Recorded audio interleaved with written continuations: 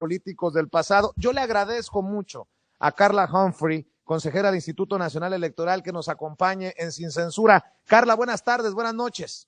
Hola, buenas tardes, Vicente. Un saludo a ti y un saludo a tu auditorio. Es un gusto estar otra vez contigo.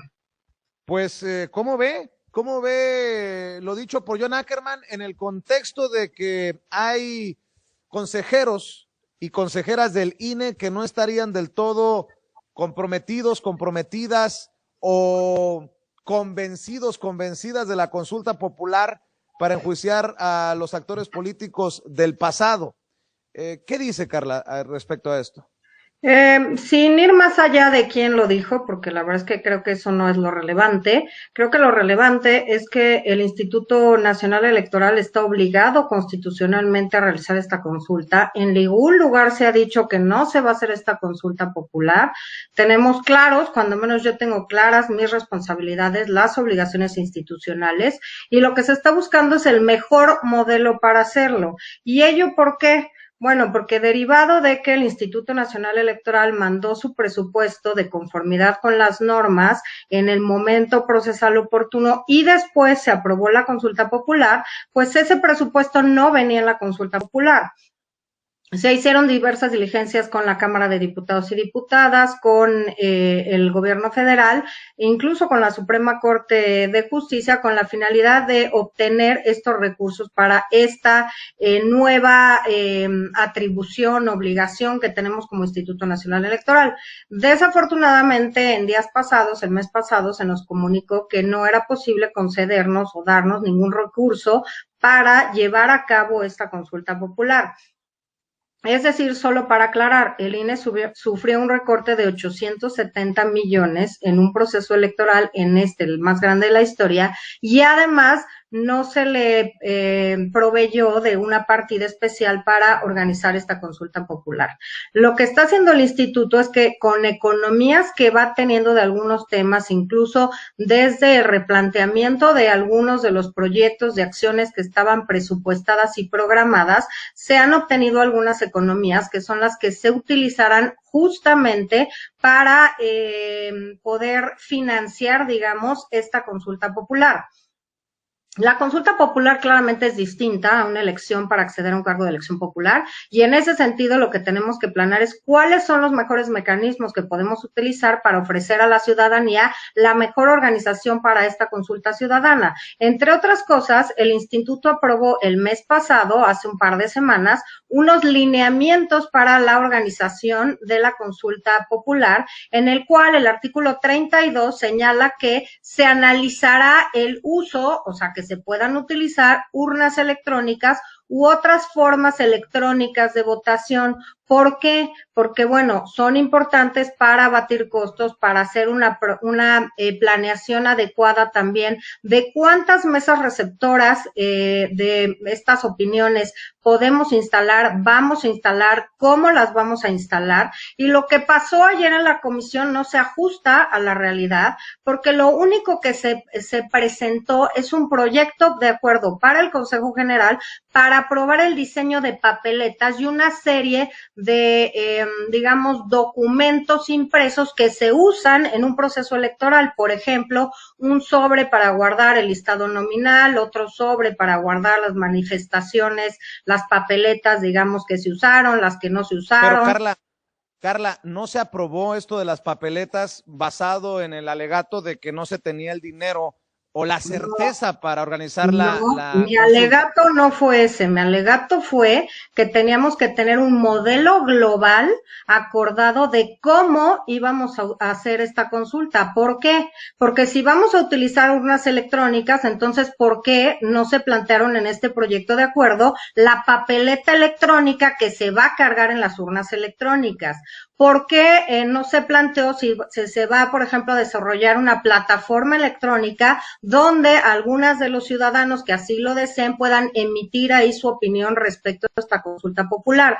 ¿Por qué no se analizó si se van a instalar estas mesas receptoras? ¿Cuánto tenemos con cuántas podemos instalar con las economías que tenemos, a cuánto pueden ascender estas economías de aquí a la consulta y por qué no otros escenarios, por ejemplo, alternos. ¿Por qué no se previó si podemos utilizar y preguntar a la Secretaría de Educación Pública si podemos utilizar escuelas, por ejemplo, para instalar estas mesas receptoras de votación o incluso en las oficinas del instituto, en los módulos de atención ciudadana, en las oficinas distritales que se tienen en todo el país, en fin, creo que lo que no hay es este análisis completo de cuál es la forma en la que se va a plantear esta consulta ciudadana. Bueno, y creo además que el INE no tiene experiencia para ello, no ha organizado unas, pero yo, por ejemplo, fui consejera local 7 años, organicé varios procesos de consulta popular, varios procesos de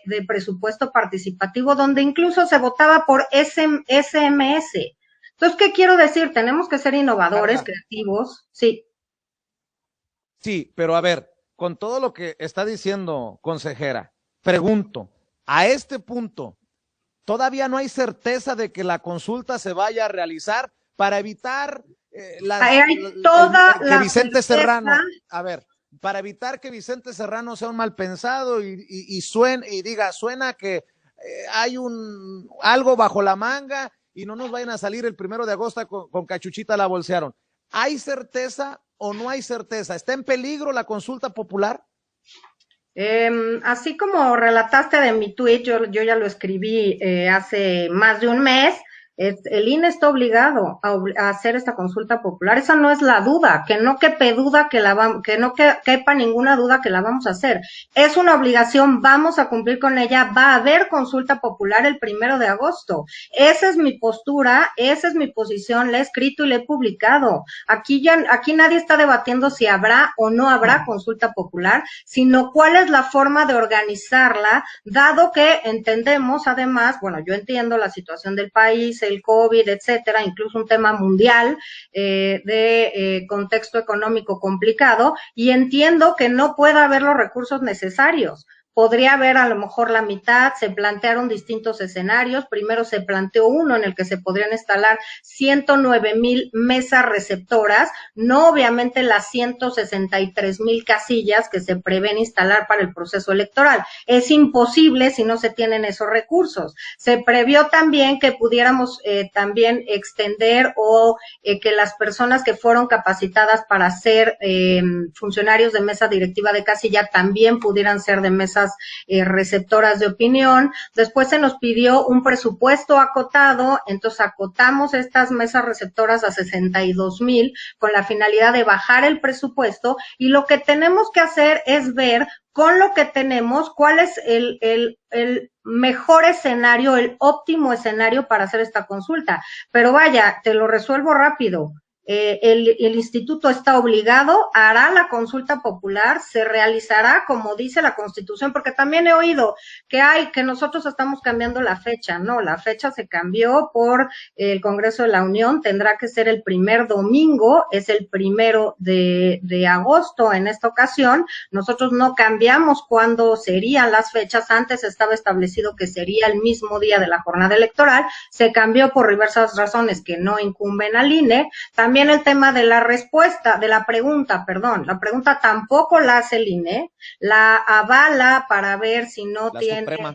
Sí, es la Suprema Corte de la Justicia de la Nación, nosotros no podemos moverle ni una coma, no es nuestra atribución. La pregunta va a ir tal cual, sí.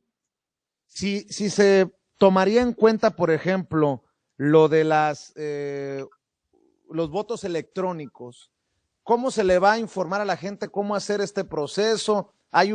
O sea, si no tenemos los fondos, como se está mencionando, no terminará siendo pues peligroso para el proceso meterle el tema electrónico sin fondos para promoción y para explicarle a la gente cómo hacer este proceso.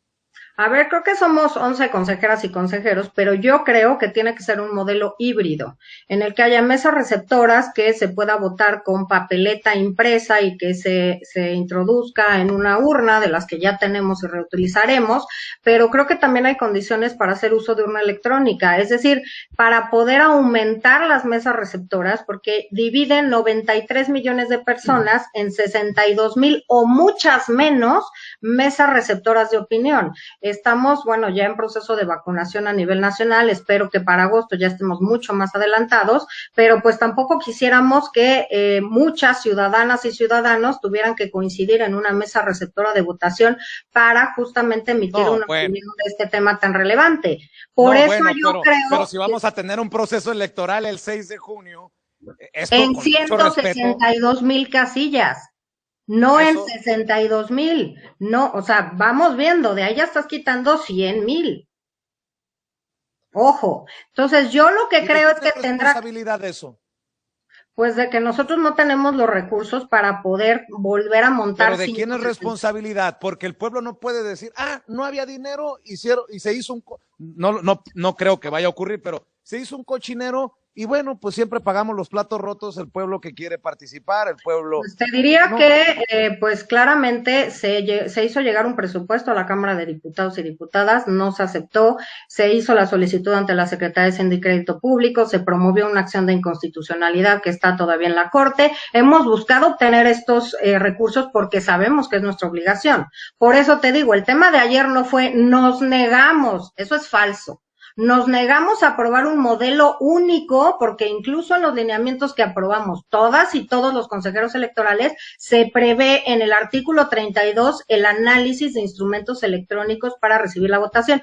Y voy a ir más allá. Estas urnas electrónicas, varias entidades federativas ya la tienen. Yo cuando llegué de consejera a la Ciudad de México en 2006 ya había urnas electrónicas. Varias entidades federativas tienen urnas electrónicas. También han...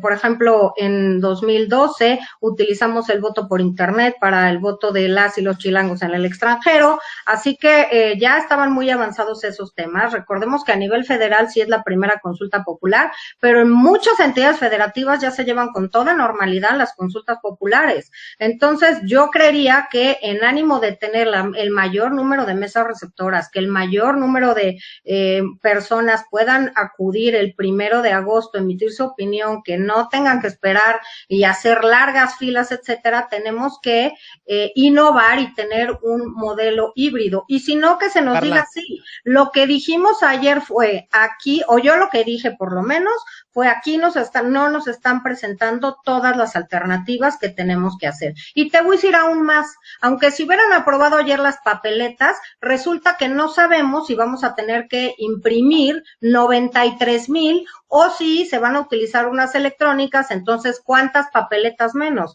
En ese acuerdo del Consejo General, en ese acuerdo que se nos propuso ayer, se hablaba de partidos políticos. Los partidos políticos no participan en una consulta popular. Es el claro ejemplo y la clara evidencia que casi se hizo un copiado y pegado de todos los elementos que se utilizan en una casilla el día de la jornada electoral, el sobre para recoger el voto, de las papeletas o boletas inutilizadas, en el que se mete o se introduce listado nominal, este póster para anunciar quién ganó o cómo quedó la votación en cada una de las casillas, etcétera, etcétera, etcétera. A ver, déjeme preguntarle más claro en el agua. Usted dice que el INE tiene que cumplir con la consulta. Sí, sin duda. Usted dice que está comprometida con la consulta popular.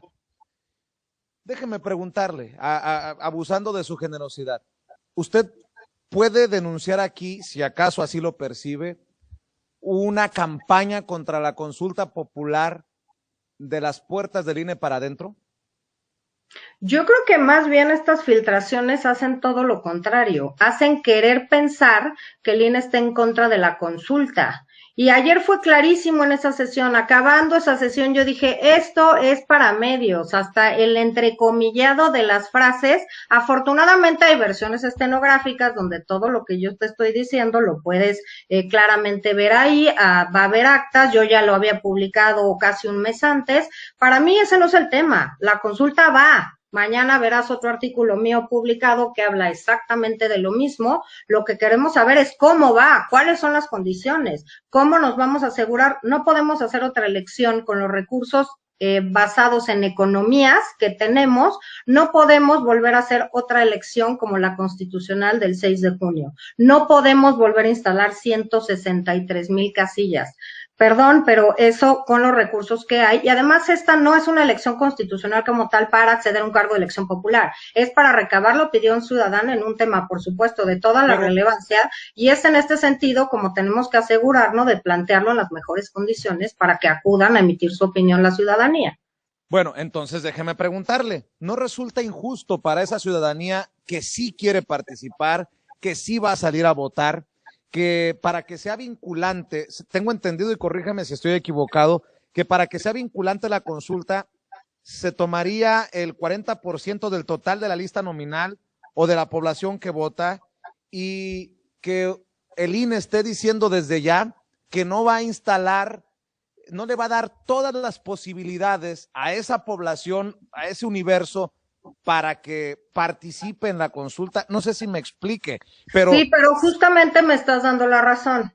Si presupuestariamente no nos dieron los recursos y como es nuestra obligación constitucional, nosotros vamos a cumplir con eso, y cómo lo vamos a tener que hacer con las economías que ha generado el instituto, pues entonces tenemos que ver con ese presupuesto, el que sea, cómo podemos organizar de la mejor manera justamente para tener más mesas. Por eso yo te comentaba, ¿por qué en lo que se nos presentó ayer no nos dijeron, oigan, en el país hay 1,000, 2,000, 3,000, 100 urnas electrónicas?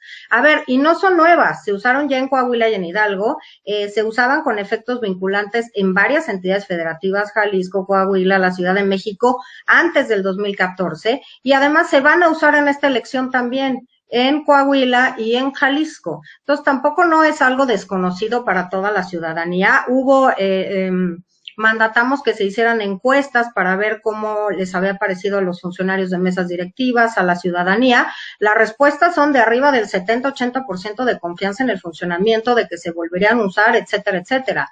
Pero lo que yo estoy diciendo es, no nos plantearon cómo podemos instalar más mesas receptoras de votación. Te estoy dando ejemplos. En escuelas, si hablamos con la Secretaría de Hacienda, en oficinas que tiene el INE en todo el país, quizá incluso con personal del propio Instituto Nacional Electoral, si es que el presupuesto no da. Y eso no se podría hacer en un proceso electoral para ahorrar dinero, entendiendo que el INE es el instituto, el órgano, el organismo más caro, electoralmente hablando, del mundo o de los más caros. ¿Por qué para la consulta popular vamos a pedir apoyo a las escuelas? ¿Y por qué no se organizan así las elecciones?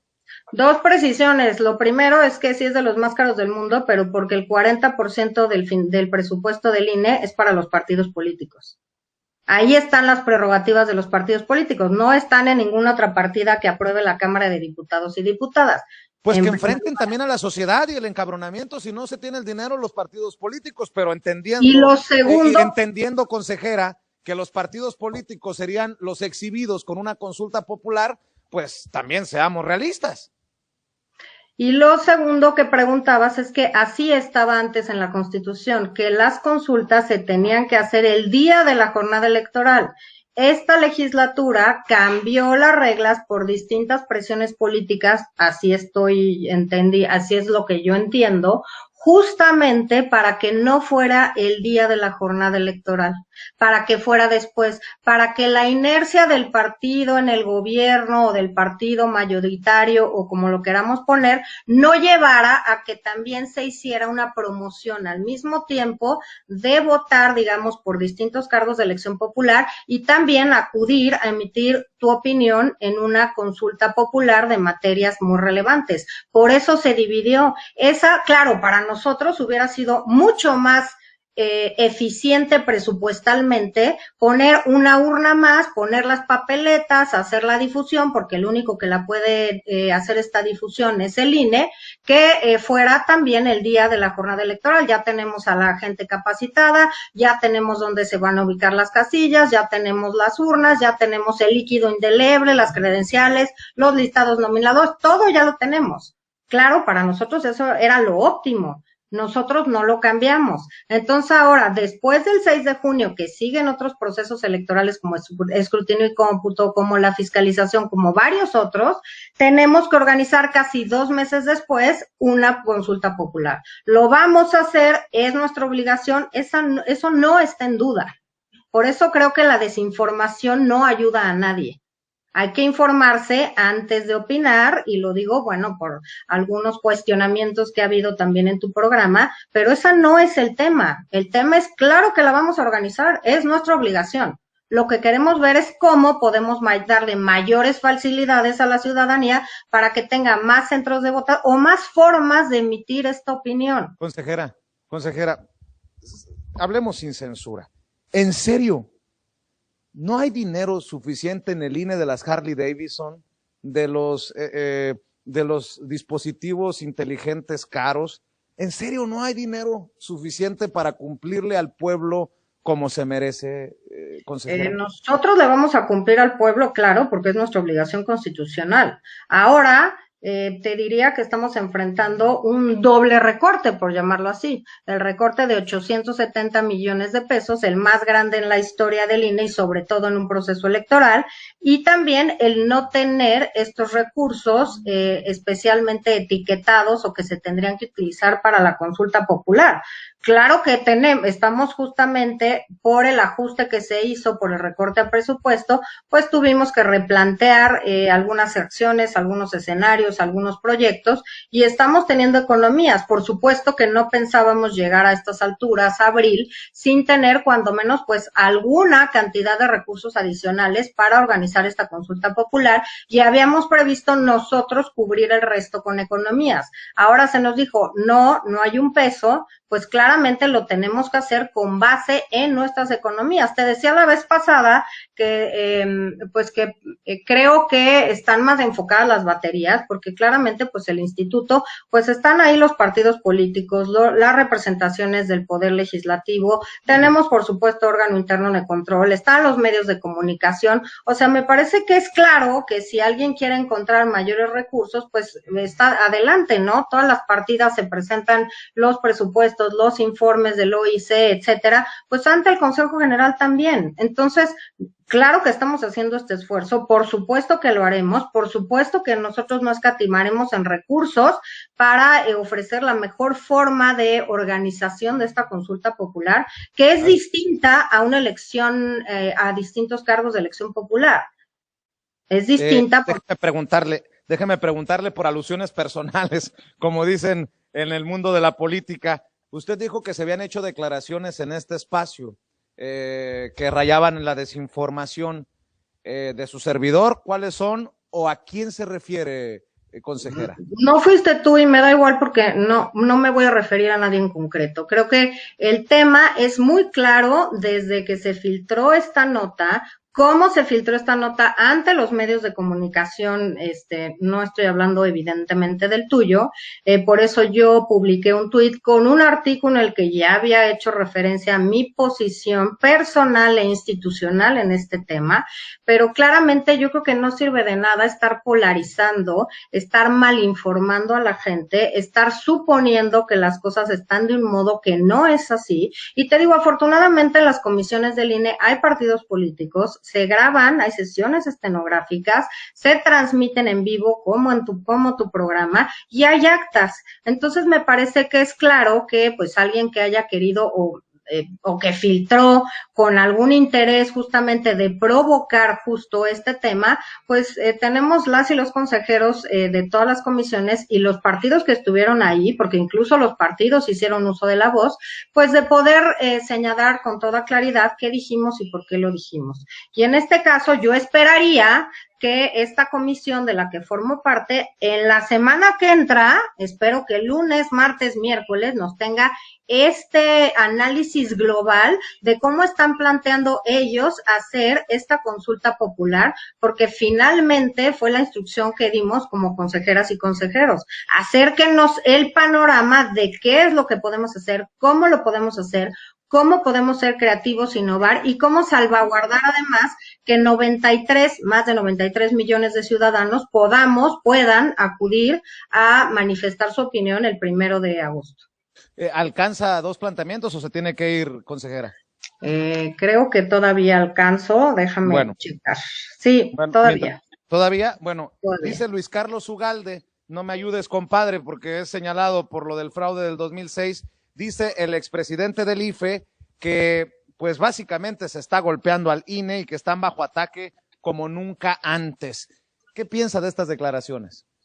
Pues pienso que el debate cada vez se ha vuelto más duro, que está bien criticar a instituciones electorales, porque claramente pues somos servidores y servidoras públicas, estamos pues siempre al escrutinio público, pero también creo que hay que hacerlo con información y acudiendo a las fuentes confiables de información y no a lo primero que se lee en redes sociales de personas que justamente buscan esto, ¿no? Polarizar, hacer pensar que el INE tiene una intención de no organizar la consulta popular, que estamos en contra de que el pueblo o la ciudadanía se manifieste en torno a la pregunta, que si la pregunta la redactamos así para que no tuviera claridad las personas en el momento en el que estén emitiendo su opinión respecto a qué se les está preguntando. En fin, una serie de cosas que, bueno, claramente no están a cargo del INE y no es postura institucional no hacer la consulta popular. Entonces, creo que en ese sentido, pues, el expresidente Ugalde se manifiesta como un tema como de debate y crítica dura, sí, pero en algunas de ellas sin fundamento, sin argumentación y sin información adecuada. Bueno, entonces para cerrar, déjeme preguntarle, ¿el INE está en contra del pueblo?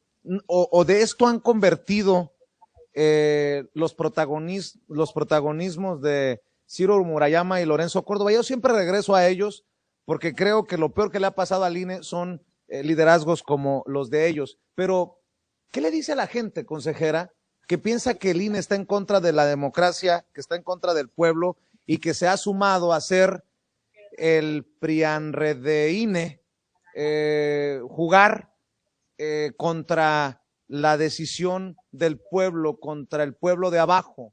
Porque, digo, hoy precisamente, ayer en Sin Censura Nocturno, entrevistaba a personajes defensores de la 4T y son muy críticos del INE. ¿Qué le dice a la gente que piensa que el INE está en contra de sus intereses?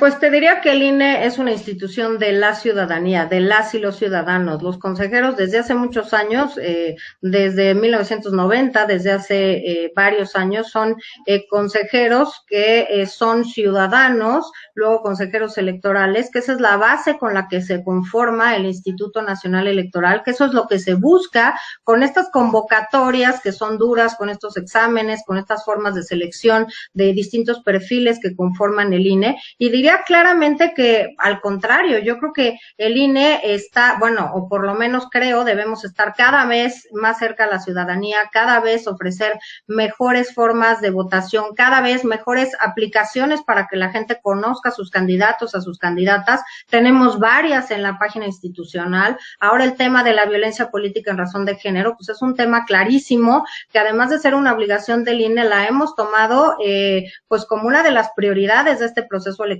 así como el cuidar la salud de las y los ciudadanos, derivado de esta pandemia que hemos sufrido, aprobando distintos protocolos. El INE, por supuesto, que apoya la democracia, apoya que las y los ciudadanos tengan instaladas las casillas para poder emitir el voto por quien ellos quieran, por quien les convenga.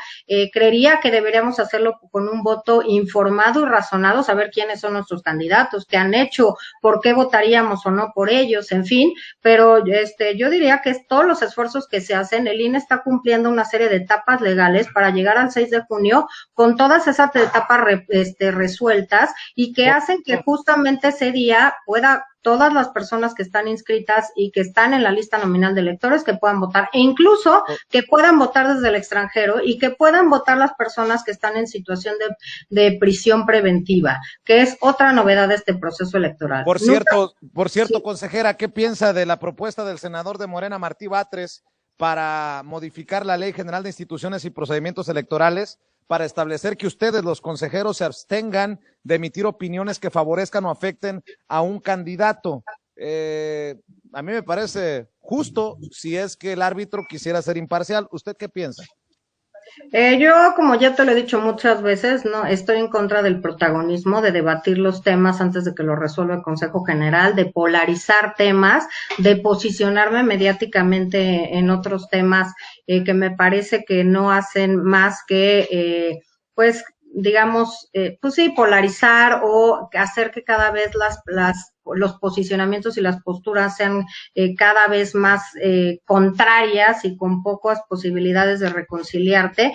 Te diría que no la conozco, leí por ahí un tuit, creo que no me puedo manifestar si ni siquiera he leído la propuesta, porque pues si estamos hablando de un tema que se recogió pues de manera, digamos, cuando menos parcial por los medios de comunicación respecto de esta consulta popular y de la obligación que tiene el INE de realizarla, pues la verdad es que no quisiera basar mi opinión en un tuit que vi respecto a la presentación de esta solicitud. Finalmente la leeré, te podré dar mi opinión posteriormente, pero hoy no tengo elementos para posicionarme en torno a esa iniciativa.